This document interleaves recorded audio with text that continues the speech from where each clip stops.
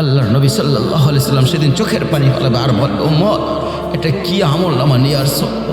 উম্মত তুমি আমার এত বড় বেইজ্জতি কেমনে করলা? আমি 23টা বছর তোমাদের জন্য কেঁদেছিলাম। সারা রাত এশার নামাজের পরে নবী দাঁড়াইছেন কাঁদতে কাঁদতে, ফজরের আজান পর্যন্ত উনি উম্মতের জন্য দোয়া করছেন আর চোখের পানি ফেলছে। তায়েফের পাথরে আঘাতে পিঠটা ছিদ্র করে ফেলছি, ক্ষুধার কষ্টে পেটে পাথর বেঁধেছিলাম। উহুদের দান করার শক্তে উহুদের ময়দানে পড়েছিলাম শহীদ হয়ে, ঘরের চূড়ায় 3 মাস আগুন জ্বলে নাই। এত কষ্ট, এত চোখের পানি, এত ক্ষুধার কষ্ট, এত রক্ত বিনিময় উম্মত এটা কি আনছো? নামাজ কই, সেজদা কই, রুকু কই, ফজর জোহর আসর মাগরিব এশা কই, হারাম থেকে বাঁচা কই, হালাল উপার্জন করে জিকির কই, তেলাওয়াত কই, আমার সুন্নত কই? কেমনে এমনে ভুলে খেলা? আমার এত বড় বেইজ্জতি কেমনে করলা? আমার এত বড় অপমান কেমনে করলা? নাফরমান যখন কবরের প্রশ্নের জবাব দিতে পারবে না, তো আল্লাহ তাআলার পক্ষ থেকে ফেরেশতাকে বলবে, আফরিশুহু মিনান নার ওয়ালবাসুহু মিনান নার আফতাহু লাহু বাবান ইলান নার। আমার বান্দা কবরের মধ্যে জাহান্নামের বিছানা বিছাইয়ে দাও, জাহান্নামের পোশাক পরিয়ে দাও, জাহান্নাম ভরাবেল দরজা খুলে দাও। ফেরেশতারা এই 3টা কাজ করে এই ফেরেশতারা সরে যাবে।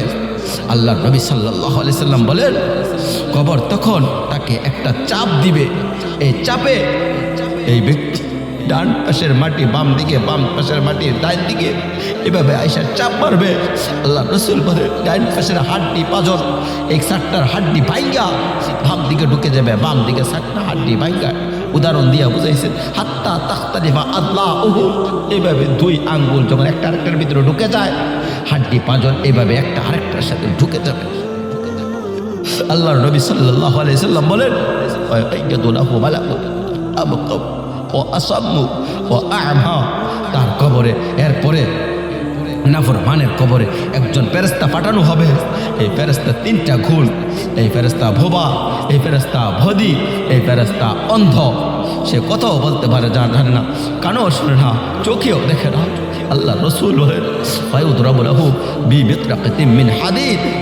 এই ফেরেশতা যখন লোহার গুর্জ, লোহার হাতুড়ি দিয়া নাফরমানের দরবাতান বাইনা উজুনাইহে, 2 কান বরাবর মাঝখানে আঘাত করবে। এক একটা আঘাতে ফায়াসিহু সাইহাতান, নাফরমান এভাবে চিৎকার করবে, ইয়াসমাউহা মাইয়ালিহি ইল্লা সাকালাইন, মানুষ এবং জিন ব্যতীত আল্লাহর কসম গোটা সৃষ্টি এই নাফরমানের আওয়াজ শুনবে, চিৎকার শুনবে। দোস্ত আমার, বন্ধু আমার, ছেলেরা আমার, জিন্দেগি বড় বেশি দিন মনে করছো? 18,000 একটা মোবাইলের কাছে হেরে গেলাম, মাত্র 20,000 টাকা দামি একটা মোবাইলের কাছে হেরে গেলাম। এত সুন্দর জীবন শেষ করে দিলা, ভুল করলা, অল্প টাকায় বেচা হয়ে গেলা, অল্প কয়টা টাকায় হেরে গেলা। বেঈমান তোমারে হারাই দিল। ইহুদি, খ্রিস্টান, নাস্তিক, মুরতাদ একটা নারী উলঙ্গ ছবি অথবা অর্ধ উলঙ্গ ছবি দিয়া যারে তুমি ধরতেও পারলা না, শুইতেও পারলা না, শুধু ছবি দেখাইয়া তোমারে শেষ করে দিল। তোমার দুনিয়াও নষ্ট করে দিল, আখিরাতও নষ্ট করে দিল। হায় হায়, এর চাইতে বড় ব্যর্থতা আর কি হতে পারে? আমার কথা মনে রাখো বাপ, প্রিয় বন্ধু আমার, সন্তানরা আমার, ছেলেরা আমার, ভাই আমার, যুবক, আমি যদি আর কোনোদিন বলতে নাও পারি, একবারই বললাম, এতটা সুন্দর জীবন নষ্ট করে দিও না, এতটা সুন্দর জীবন নষ্ট করে দিও না।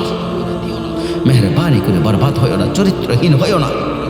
দুনিয়া আমার একটা কি পরিমাণ ব্যস্ত করে দিল।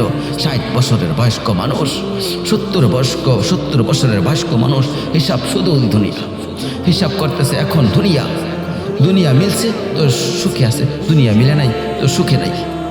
যখন দুনিয়া মোটামুটি গুছাইতে পারছে তৃপ্ত, আর দুনিয়া গুছাইতে পারে নাই অতৃপ্ত। অসংখ্য মানুষ থেকে শুনবেন, দুনিয়া গুছাই ফেলছে, 3টা ছেলে বিদেশ পাঠাইছে, 4টা মেয়ে বিয়ে দিছে, বাড়িতে একখান বিল্ডিং করছে, 4টা রুম, ভিতরে 2টা বাথরুম, আল্লাহর রহমতে রাস্তা কদ্দুর জায়গা কিনছে, ব্যাংকও কিছু টাকা পয়সা জমছে, বাজার সদার কজা খাইয়া পইরা আল্লাহর রহমতে আপনাকে দোয়ায় দর্শমের দোয়ায় খুব ভালো আছে। খালাস, জিন্দিগি মিলে গেছে, জীবনের টার্গেট অর্জন হয়ে গেছে। চাচা তৃপ্ত, 60 বছরের বয়স্ক বাবা তৃপ্ত হয়ে গেছে, তার পৃথিবীতে আসা উদ্দেশ্য অর্জন হয়ে গেছে। পৃথিবীতে আসছিল, পোলা বিদেশ পাঠাইছে, পৃথিবীতে আসছিল, মেয়ে বিয়ে দিত, মেয়ে বিয়ে দিয়ে দিছে।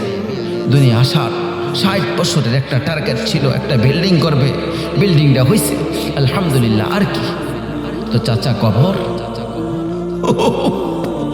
হাসরের ময়দান, পুলিশের হাত, মিজান, আমল নামা, জান্নাত জাহান্নাম, এগুলি কার জন্য? এগুলো কার জন্য বলেন? এগুলো কার জন্য? এগুলির কথা দিয়ে বললেন না, ইয়ালামুনা যাহিরা মিনাল হায়াতিদ দুনিয়া, দুনিয়া তো খুবই বুঝলা বান্দা, ওহুম আনিল আখিরাতি হুম গাফিলুন, আখিরাতের ব্যাপারে তো কাফিল হইয়া রইলা। যুবক ছেলে, তোমাদের হালাত কি? তোমরা মনে করছো তোমাদের লজ্জাস্থানের যৌন চাহিদা, একটা শাহওয়াত আছে, চাহিদা আছে, এই চাহিদাটা যদি পূরণ হয়, নারী ছবি, বন্ধুদের অসৎ আড্ডা, মোবাইলের অস্থির ছবি, এই জিনা বেবিচার যখন সুযোগ কিংবা কোন অসভ্যতা নোংরমি সুযোগ পাইছো, জীবন উপভোগ করতেছ, খালাস খালাস। কোথায় নামাজ, কোথায় আখিরাত, কোথায় মৃত্যু, কোথায় কবর? আহা বাপ, কিছুই মনে পড়লো না, কিছুই মনে করায় না, কিছুই মনে করায় না। এরই নাম জিন্দিগি, এরই নাম মুসলমান। এখানেই জীবনের সমাপ্তি, আর কিছু নাই।